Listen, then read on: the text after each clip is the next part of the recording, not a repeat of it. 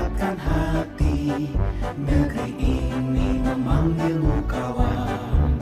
Belajar bergerak berbagi untuk negeri. Guru penggerak majukan pendidikan. Guru penggerak menghamba pada murid. Kreatif rancang pembelajaran. Hargai potensi, tingkatkan prestasi. Lahirkan profil pelajar Pancasila. Belajar bergerak berbagi untuk negeri. Kita menjalin kolaborasi. Belajar bergerak berbagi untuk negeri. Demi bakti pada Ibu Pertiwi.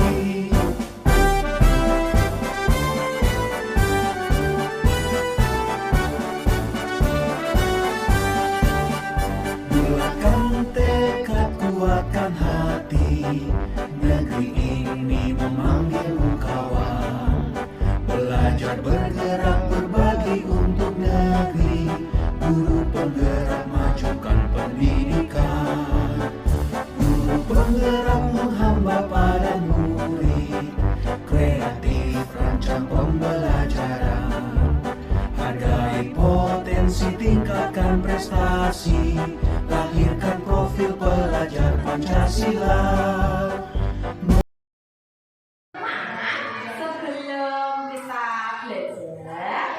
Sebelum kita mulai kegiatan, kita membuat kesepakatan kelas terlebih dahulu ya.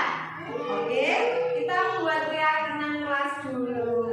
Kita harus sepakati bersama nanti mana yang harus dilaksanakan dan mana yang tidak kita sepakati. Di sini beliau mempunyai beberapa gambar yang menggambarkan tentang keyakinan kelas kita. Nanti teman-teman boleh menyepakati mana yang akan dipilih. Yang pertama ada membuang sampah di tempat sampah. Ada. Ini tidak berebut. Terus ada apa ini? Bermain bersama. Menaruh di tempatnya pinter. Membereskan mainan. Menaruh. Nah, sekarang mana kesepakatan yang pertama yang akan kita sepakati? Apakah itu? Apakah itu? Membereskan mainan. Oke. Setelah kita bermain, kita harus membereskan mainan kembali. Boleh ditempel di tempatnya. Oke, terima kasih. Sekarang yang kedua. Apa Mbak Fiona? Menaruh tas. Menaruh tas di mana ya?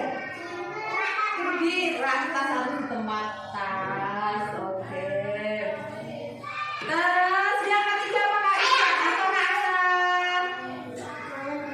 Jangan berebut. Pinter. Ya. Terus yang keempat apa Mbak Pilar? Menaruh sepatu. Oke. Terus apa Kak? Apa Kak Isa? Membuang sampah. Oke, terus kurang yang satu lagi. Coba ini masih ada gambar satu apa? Jika sudah ya Kak Malik boleh apa Kak? Bermain berenang. Oke, terima kasih teman-teman. Tadi dari gambar-gambar yang dibuat oleh kuliah, teman-teman kita sepakati bareng-bareng atau ada yang tidak disepakati? Disepakati bersama. Coba disebutkan kesepakatan kelas kita apa yang pertamanya? Tidak berebut. Yang kedua, membuang sampah. Bermain bersama. Menaruh sepatu pada tempatnya. Itulah tadi kesepakatan kelas yang sudah kita buat dari kesepakatan jadilah keyakinan kelas. Kita harus melaksanakan karena sudah sepakat bersama-sama.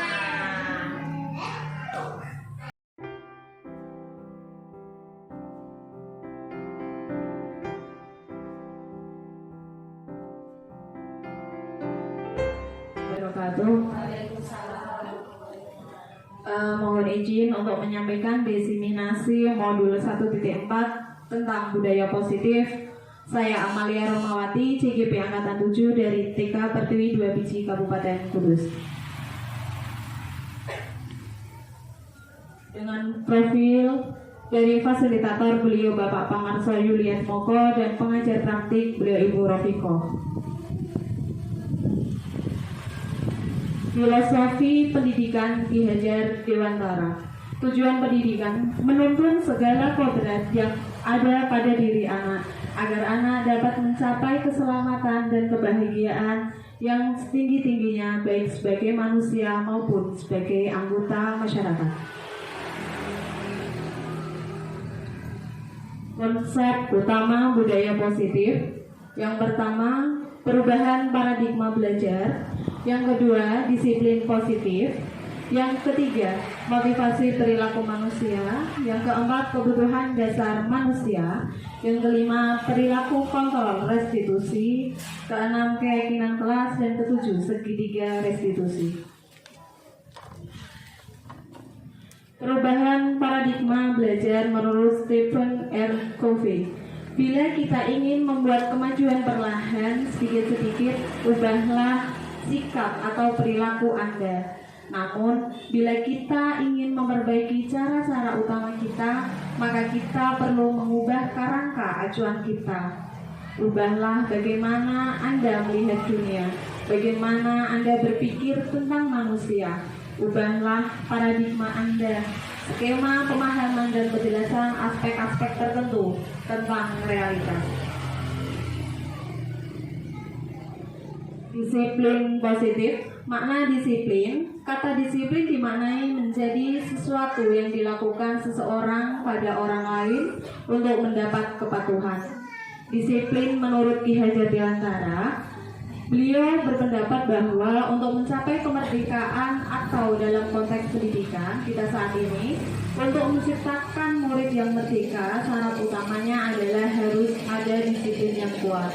Disiplin yang dimaksud adalah disiplin diri yang memiliki motivasi internal. Jika kita tidak memiliki motivasi internal, maka kita memerlukan pihak lain untuk mendisiplinkan kita atau motivasi eksternal, karena berasal dari luar, bukan dari dalam diri kita sendiri. Dan disiplin menurut Diana, kata disiplin berasal dari bahasa Latin disciplina yang artinya belajar. Kata disiplin juga berasal dari akar kata yang sama dengan disiplin atau murid atau pengikut. Untuk menjadi seorang murid atau pengikut, seseorang harus paham betul alasan mengapa mereka mengikuti suatu aliran ajaran tertentu, sehingga motivasi yang terbangun adalah motivasi intrinsik, bukan ekstrinsik. Motivasi perilaku manusia. Yang pertama, untuk menghindari ketidaknyamanan atau hukuman. Di sini untuk menghindari permasalahan yang mungkin muncul dan berpengaruh pada mereka secara fisik, psikologis maupun tidak terpenuhinya kebutuhan mereka. Bila mereka tidak melakukan tindakan tersebut, motivasi ini bersifat eksternal. Yang kedua, untuk mendapatkan imbalan atau penghargaan dari orang lain, melakukan sesuatu untuk mendapatkan hadiah, pengakuan atau imbalan. Motivasi ini juga bersifat eksternal. Yang ketiga, untuk menjadi orang yang mereka inginkan dan menghargai diri sendiri dengan nilai-nilai yang mereka percaya. Mereka melakukan sesuatu karena nilai-nilai yang mereka yakini dan hargai. Ini adalah motivasi yang akan membuat seseorang memiliki disiplin positif, karena motivasi berperilakunya bersifat internal, bukan eksternal. Kebutuhan dasar manusia. Yang pertama, kebutuhan bertahan hidup. Kebutuhan bertahan hidup atau survival adalah kebutuhan yang bersifat fisiologis untuk bertahan hidup. Yang kedua, kasih sayang dan rasa diterima. Ini maksudnya adalah kebutuhan untuk diterima. Kebutuhan untuk disayangi dan diterima meliputi kebutuhan akan hubungan dan koneksi sosial, kebutuhan untuk memberi dan menerima kasih sayang, dan kebutuhan untuk merasa menjadi bagian dari suatu kelompok. Kebutuhan ini juga meliputi keinginan untuk tetap terhubung dengan orang lain, seperti teman, keluarga, pasangan hidup, teman kerja, binatang peliharaan, dan kelompok di mana kita bergabung. Yang ketiga, penguasaan atau kebutuhan pengakuan atas kemampuan.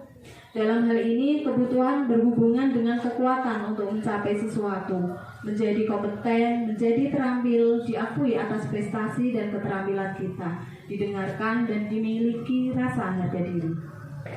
Yang keempat, kebebasan atau kebutuhan akan pilihan. Kebutuhan untuk bebas adalah kebutuhan akan kemandirian, otonomi, memiliki pilihan dan mampu mengendalikan arah hidup seseorang. Yang kelima, kesenangan atau kebutuhan untuk merasa senang. Kebutuhan akan kesenangan adalah kebutuhan untuk mencari kesenangan, bermain dan tertawa.